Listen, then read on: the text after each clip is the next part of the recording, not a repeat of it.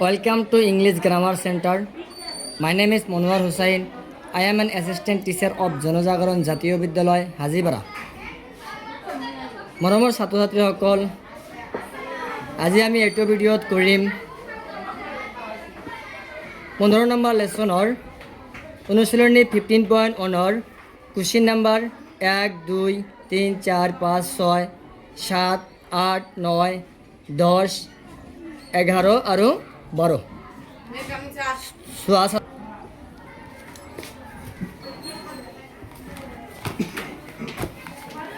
এক নম্বৰ কুৱেশ্যনটোত কি কৈছে চোৱা, যে তলৰ উক্তিবোৰ সম্পূৰ্ণ কৰা, অৰ্থাৎ খালী ঠাই পূৰ কৰা।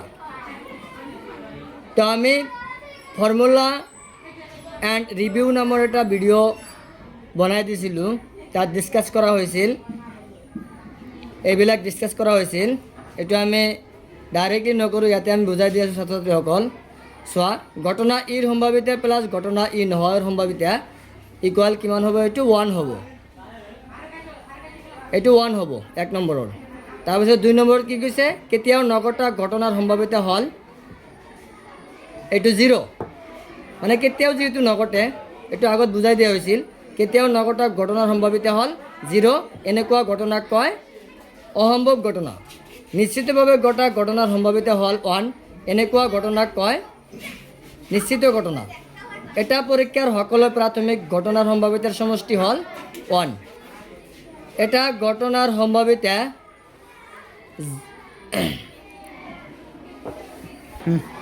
এটা ঘটনাৰ সম্ভাৱিতা 0তকৈ ডাঙৰ বা সমান আৰু 1তকৈ সৰু বা সমান।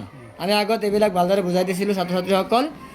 এতিয়া চোৱা, 2 নম্বৰত কৈছে তলৰ কোনবোৰ পৰীক্ষাৰ ফলাফলসমূহক ব্যাখ্যা কৰা।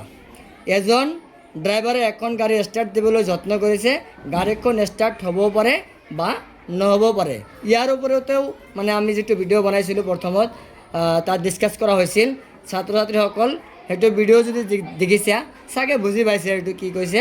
আচলতে এইটো কি হ'ব? অসমসক্য ঘটনাৰ উদাহৰণ। এইটো কিয় অসমসক্য ঘটনা? কাৰণ গাড়ীটো ষ্টাৰ্ট হ'বও পাৰে নহ'বও পাৰে, বা ষ্টাৰ্ট হ'ব বা নহ'ব এইটো নিৰ্ভৰ কৰিব ড্ৰাইভাৰৰ ওপৰত। তাৰপিছত 2 নম্বৰটো কি আছে? যে এজন খেলুৱৈয়ে এটা বাস্কেটবল ভৰাব বিচাৰিছে, তেওঁ ভৰাব পাৰে বা নোৱাৰিবও পাৰে। এইটো কি হ'ব? এইটো অসমসক্য হ'ব, মানে সমসক্য নহ'ব, এইটো অসমসক্য হ'ব, কাৰণ এইটো খেলুৱৈৰ ওপৰত নিৰ্ভৰ কৰিব। 3 নম্বৰত কৈছে যে এটা প্ৰশ্নৰ উত্তৰ সত্য বা অসত্য বুলি দিয়াৰ চেষ্টা কৰা হৈছে, উত্তৰটো শুদ্ধ বা অশুদ্ধ হ'ব পাৰে। এইটো ছাত্ৰ ছাত্ৰীসকল এইটো কি হ'ব? সমসক্য হ'ব। 4 নম্বৰত কৈছে এটা কেঁচুৱা জন্ম হ'ল, এইটো ল'ৰা বা ছোৱালী হ'ব পাৰে, এইটো এটা সমসক্য ঘটনাৰ উদাহৰণ। 3 নম্বৰ কুৱেশ্যনটোত কি কৈছে চোৱা, এখন ফুটবল খেলত কোনটো দলে আৰম্ভণিতে বলটো ল'ব সেয়া সিদ্ধান্ত ল'বলৈ কিয় এটা বিশুদ্ধ মুদ্ৰা টছ কৰাটো দৰকাৰ বুলি বিবেচনা কৰে। কাৰণ বিশুদ্ধ মুদ্ৰা টছ কৰাটো বিবেচনা বুলি ধৰি লোৱা হয়, বিবেচনা কৰে। ইয়াৰ কাৰণটো হ'ল বিশুদ্ধ মুদ্ৰা টছ কৰাটো এটা সমসক্য ঘটনাৰ উদাহৰণ। কৈছে যে তলৰ কোনকেইটা এটা ঘটনাৰ সম্ভাৱিত হ'ব নোৱাৰে। নিশ্চয় এইটো বুজি পাইছে ছাত্ৰ ছাত্ৰীসকল। এইটো অপশ্যন বি ৰাইট হ'ব, মাইনাছ থকাটো ৰাইট, -1.5। তাৰপিছত 5 নম্বৰ কুৱেশ্যনটোত কি কৈছে? যে 5 নম্বৰ কুৱেশ্যনটোত কৈছে যে যদি পি অফ ই ইকুৱেল 0.05 তেন্তে ই নহয়ৰ সম্ভাৱিতা কি? মানে ইয়াত পি অফ ই ইকুৱেল 0.05 আৰু বাহিৰ কৰিব লাগে ই নহয়ৰ সম্ভাৱিতা, অৰ্থাৎ P of E bar equal hot. এতেকে উই ন' দ্যাট, আমি জানো যে P of E plus P of E bar equal to 1। এইখিনিতে ওলাই যাব 1। চ' এতিয়া পি অফ ইৰ মান ইয়াত দিয়া আছে 0.05 plus P of E bar equal to 1, there implies P of E bar equal 1 minus 0.05। এতিয়া 1ৰ পৰা 0.05 যদি বিয়োগ কৰি দিয়া কি হ'ব? তেনেহ'লে এইটো 0.95। এইটো বিয়োগটো ছাত্ৰ ছাত্ৰীসকল আমি ইয়াত কৰি দি আছোঁ। চোৱা, 1.00 তাৰপিছত 0.05 মাইনাছ কৰিলে 10ৰ পৰা 5 বিয়োগ কৰিলে 5 হ'ব, আকৌ ইয়াত 1 হ'ব, আকৌ 10ৰ পৰা 1 বাদ বিয়োগ কৰিলে কিমান হ'ব? চোৱা এইটো 10ৰ পৰা এতিয়া 10ৰ পৰা 1 বিয়োগ কৰিম, 10ৰ পৰা 1 বিয়োগ কৰিলে 9 হ'ব, পইণ্টৰ তলে তলে পইণ্ট 1, ইয়াত 1 হ'ব কাৰণ ইয়াত আমি 10 ধৰিছিলোঁ, ইয়াত 1 প্লাছ হ'ব, 1ৰ পৰা 1 বিয়োগ কৰিলে এইটো 0 হ'ব, এইটো 0.95 হ'ব। পি অফ ই 0.95, আমাৰ যিটো ই নোহোৱাৰ সম্ভাৱিতা কৈছিল সেইটো 0.95 হ'ব এইটো। তাৰপিছত ছাত্ৰ ছাত্ৰীসকল 6 নম্বৰ কুৱেশ্যনত কি কৈছে চোৱা, 6 নম্বৰত কৈছে যে এটা মোনাত মাত্ৰ নেমু স্বাদৰ মৰ্টন আছে।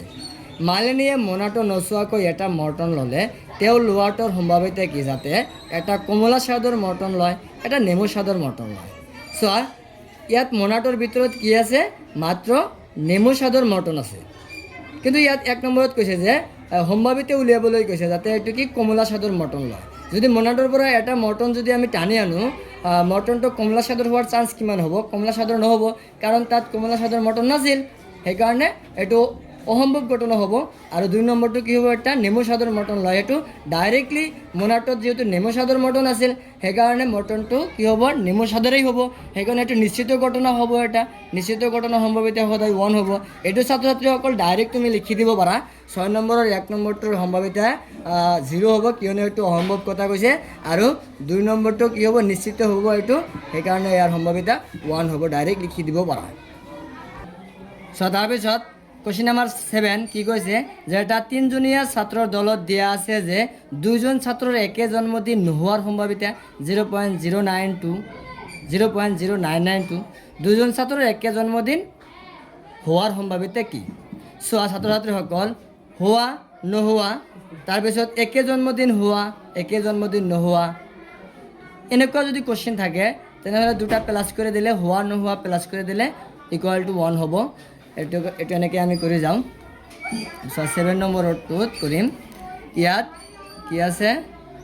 ডাইৰেক্ট হোৱা যিটো হোৱা সেইটো পি অফ ই বুলি কোৱা হয়, আৰু যিটো নোহোৱা সেইটো পি অফ ই বাৰ বুলি কোৱা হয়। ইয়াত পি অফ ই বাৰ কি আছে? তেনেহ'লে একে জন্মদিন নোহোৱাৰ সম্ভাৱিতা, নোহোৱা কৈছে এইটো, সেইকাৰণে পি অফ ই বাৰ হ'ব। পি অফ ই বাৰ কিমান? 0.992। তাৰপিছত একে জন্মদিন হোৱা বুলি কৈছে, এইটো বাহিৰ কৰিব লাগে, হোৱা আছে, সেইকাৰণে P of E = what? Same আগৰ যিটো অংক কৰিলোঁ আমি 5 নম্বৰটোৰ নিচিনা, এইটো উই ন' ডেট, এইটো নাইবা এতেকে ডাইৰেক্ট লিখিবা যে P of E plus P of E bar = 1, এইটো ফৰ্মুলাটো ওলাই যাব। পি অফ ই বাহিৰ হ'ব ইয়াত, P of E = 1 minus P of E bar. চোৱা এইটো 1 minus P of E bar, এইটো মান দিয়া আছে 0.992, এইটো 1ৰ পৰা ছাত্ৰ ছাত্ৰীসকল 0.992 যদি বিয়োগ কৰি দিয়া 0.008 এনচাৰ হ'ব। ছাত্ৰ ছাত্ৰীসকল কুৱেশ্যন নম্বৰ 8 কি কৈছে যে এটা মোনাত 3টা ৰঙা আৰু 5টা কলা ৰঙৰ বল আছে। মোনাটোৰ পৰা এটা বল যাদৃচ্ছিকভাৱে টনা হ'ল, টনা বাল্বটো 1 নম্বৰ ৰঙা ৰঙৰ হোৱা, 2 নম্বৰ ৰঙা নোহোৱাৰ সম্ভাৱিতা কি? এইটো ছাত্ৰ ছাত্ৰীসকল চোৱা, ইয়াত কি আছে? মোনাটোৰ ভিতৰত ৰঙা বল আছে 3টা, কলা বল আছে 5টা, মুঠ বল আছে 3 + 5 = 8টা। এতিয়া চোৱা 1 নম্বৰত কিহৰ সম্ভাৱিতা বিচাৰিছে? এতেকে 1 নম্বৰত সম্ভাৱিতা বিচাৰিছে কি? যে টনা বলটো ৰঙা ৰঙৰ হোৱা। এতিয়া ৰঙা ৰঙৰ বল কেইটা আছে? ৰঙা ৰঙৰ বল কেইটা আছে? 3টা। লিখিব লাগিব এবাৰ যে ৰঙা বল আছে, ৰঙা ৰঙৰ বল আছে, ৰঙা ৰঙৰ বল যেহেতু 3টা আছে, এতেকে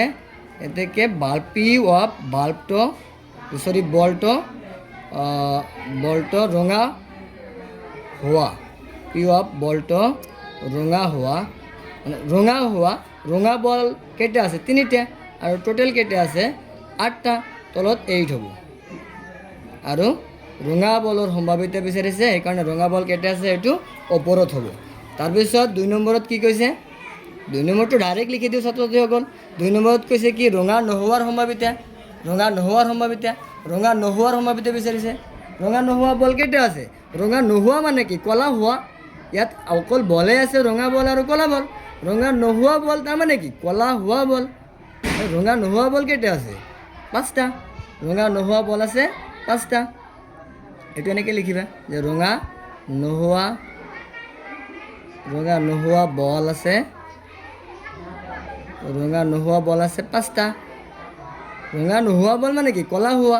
এতেকে পি অফ বলটো ৰঙা নোহোৱা, পি অফ বলটো ৰঙা নোহোৱা বল কেইটা? ৰঙা নোহোৱা বল 5টা, ওপৰত 5 আৰু টোটেল বল কেইটা আছিল? 8টা।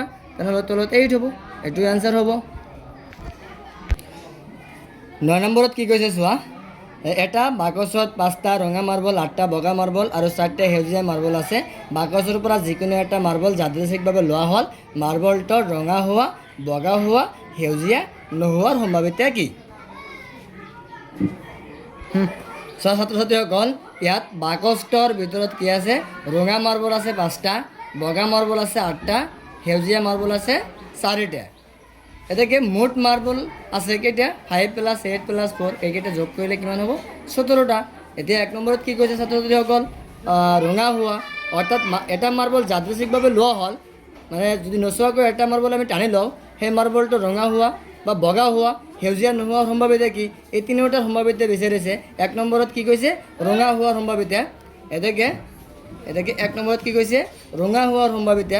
মানে ডাইৰেক্ট লিখিম আমি, এইটো যিটো ওপৰত লিখি থৈছোঁ ডাইৰেক্ট লিখি দিওঁ। পি অফ মাৰ্বলটো ৰঙা হোৱা, পি অফ মাৰ্বলটো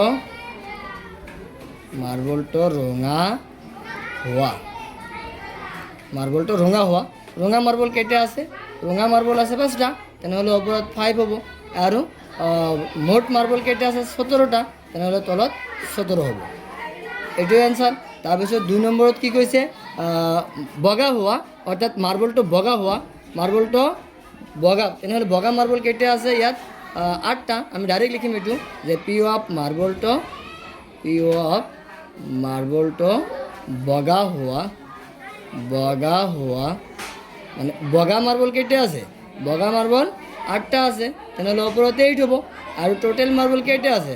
17টা আছে, তেনেহ'লে তলত 17 হ'ব। এইটোৱে ফৰ্মুলা আছিল। তাৰপিছত 3 নম্বৰ কুৱেশ্যনটোত কি কৈছে? 3 নম্বৰ কুৱেশ্যনটোত কৈছে যে সেউজীয়া নোহোৱাৰ সম্ভাৱিতা কি? ছাত্ৰ ছাত্ৰীসকল, ইয়াত সেউজীয়া মাৰ্বল আছে মাত্ৰ 4টা, কিন্তু সেউজীয়া নোহোৱা কৈছে। সেউজীয়া নোহোৱা মানে কি? ৰঙা হোৱা আৰু বগা হোৱা। সেউজীয়া হোৱা আছে 4টা, তেনেহ'লে নোহোৱা বাকী কেইটা হ'ব? 8টা আৰু 5টা, এইকেইটা সেউজীয়া নোহোৱা হ'ব। তেনেহ'লে সেউজীয়া নোহোৱা মাৰ্বল কেইটা আছে? ইয়াত 8 + 13টা আছে। এইটো লিখি দিওঁ এবাৰ যে সেউজীয়া নোহোৱা মাৰ্বল আছে, সেউজীয়া নোহোৱা মাৰ্বল আছে কেইটা? এই দুটা, 5 + 8 = 13টা, 13টা। এতেকে পি অফ মাৰ্বলটো সেউজীয়া নোহোৱা, মাৰ্বলটো সেউজীয়া নোহোৱা,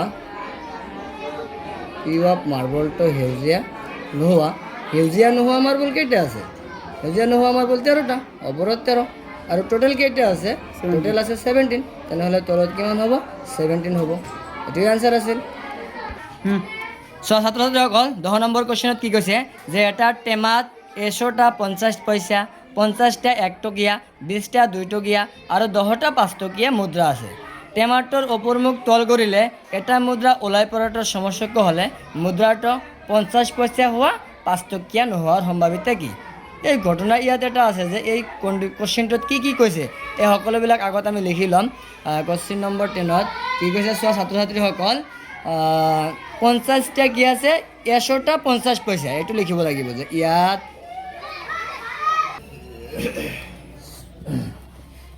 চোৱা ছাত্ৰ ছাত্ৰীসকল, ইয়াত কি কৈছিল কুৱেশ্যনটোত যে 100টা 50 পইচা। আমি ইয়াত লিখিছোঁ যে ইয়াত 50 পইচা আছে 100টা, 1 টকীয়া নোট আছে 50টা, 2 টকীয়া নোট আছে 20টা আৰু 5 টকীয়া নোট আছে 10টা। এতেকে ইয়াত মুঠ নোট কেইটা আছে? তেনেহ'লে মুঠ নোট আমি যোগ কৰিব লাগিব। মুঠ নোট আছে 100 + 50 প্লাস 20 প্লাস 10 ইকুয়াল 180টা অর্থাৎ 180টা আছে টোটেল নোট। এতিয়া 1 নম্বৰত কৈছে এই 180টা নোট থকা কোনো এটা টেমাৰ পৰা যদি এটা নোট পৰি যায় বা এটা নোট যদি যাদৃচ্ছিকভাৱে টানি অনা যায় তেনেহ'লে সেই নোটটো সেই মুদ্ৰাটো 50 পইচা হোৱাৰ সম্ভাৱনা কিমান হ'ব, অৰ্থাৎ 50 পইচা হোৱাৰ সম্ভাৱিতাটো কিমান হ'ব। ইয়াত 1 নম্বৰত কৈছে যে নোটটো কি হ'ব, 50 পইচা হোৱাৰ সম্ভাৱিতা কি হ'ব। 50 পইচাৰ কেইটা আছে সেইটো জানিব লাগিব বা ইয়াত লিখিবও লাগিব যে 50 পইচা আছে কেইটা, 100টা। 50 পইচা আছে 50 পইচা আছে 100টা। এটাকে পি অফ মুদ্রাটো 50 পয়সা হওয়া, পি অফ মুদ্রাটো 50 পয়সা হওয়া। এতিয়া 50 পইচা হোৱা বুলি কৈছে, মুদ্ৰাটো 50 পইচা হোৱাৰ সম্ভাৱিতা কিমান। 50 পইচা হোৱা তেনেকুৱা মুদ্ৰা আছে কেইটা, 100টা। এইটোৰ ওপৰত 100 হ'ব আৰু টোটেল মুদ্ৰা কিমানটা আছে, 180টা। গতিকে 180 তলত হ'ব। এইটো কটাকটি কৰি দিয়া, 0 0 কেঞ্চেল। তাৰপিছত 10ক 2ৰে কাটি দিয়া 5 হ'ব, 18ক 2ৰে কাটি দিয়া 9 হ'ব। এইটো 5/9 হ'ব আনচাৰ। তাৰপিছত 2 নম্বৰ কুৱেশ্যনটো কি কৈছে, 2 নম্বৰত কৈছে যে 5 টকীয়া নোহোৱাৰ সম্ভাৱিতা। তেনেহ'লে আমি বুজিব লাগিব যে 5 টকীয়া নোহোৱা মুদ্ৰা কেইটা আছে। 5 টকীয়া নোহোৱা মানে কি, 5 টকীয়া মুদ্ৰা আছে আমাৰ 10টা, 5 টকীয়া মুদ্ৰা 10টা আছে আৰু যিকেইটা আছে গোটেইকেইটাতো 5 টকীয়া নোহোৱা। এইটো 50 পইচা যিটো আছে এইটো 5 টকীয়া নোহোৱা, 1 টকীয়া যিটো আছে এইটোও 5 টকীয়া নোহোৱা, 2 টকীয়া যিকেইটা আছে এইটোও 5 টকীয়া নোহোৱা। মাত্ৰ 5 টকীয়া হোৱা মুদ্ৰা আছে 10টা আৰু 5 টকীয়া নোহোৱা মুদ্ৰা কেইটা আছে 100, 50 আৰু 20। এই তিনিটা আছে 5 টকীয়া নোহোৱা মুদ্ৰা। এইটো লিখিব লাগিব যে 5 টকীয়া নোহোৱা মুদ্ৰা আছে, 5 টকীয়া নোহোৱা মুদ্ৰা আছে কেইটা, 5 টকীয়া নোহোৱা মুদ্ৰা। এইটো প্লাস কৰি দিওঁ আমি 100 প্লাস 50 প্লাস 20, এইটো ইকুয়াল কিমান হ'ব 170, 170টা। 5 টকীয়া নোহোৱা মুদ্ৰা তেনেকুৱা মুদ্ৰা কেইটা আছে 170টা। এটাকে কি হ'ব, আমি কি কৰিম, অতএব পি অফ মানে সম্ভাৱিতাটো উলিয়াম, পি অফ মুদ্ৰাটো 5 টকীয়া নোহোৱা, মুদ্ৰাটো 5 টকীয়া নোহোৱা, মুদ্ৰাটো 5 টকীয়া নোহোৱা। 5 টকীয়া নোহোৱা তেনেকুৱা মুদ্ৰা কেইটা আছে, তেনেকুৱা মুদ্ৰা 170টা আছে। গতিকে 170 ওপৰত হ'ব আৰু তলত 180 হ'ব, 180। এইটো 0 0 কেঞ্চেল যাব, ওপৰত 17 থাকিব আৰু তলত 18 থাকিব। মৰমৰ ছাত্ৰ ছাত্ৰীসকল, এইখিনিতে আজিৰ ভিডিঅ' সমাপ্ত কৰিছোঁ আমি।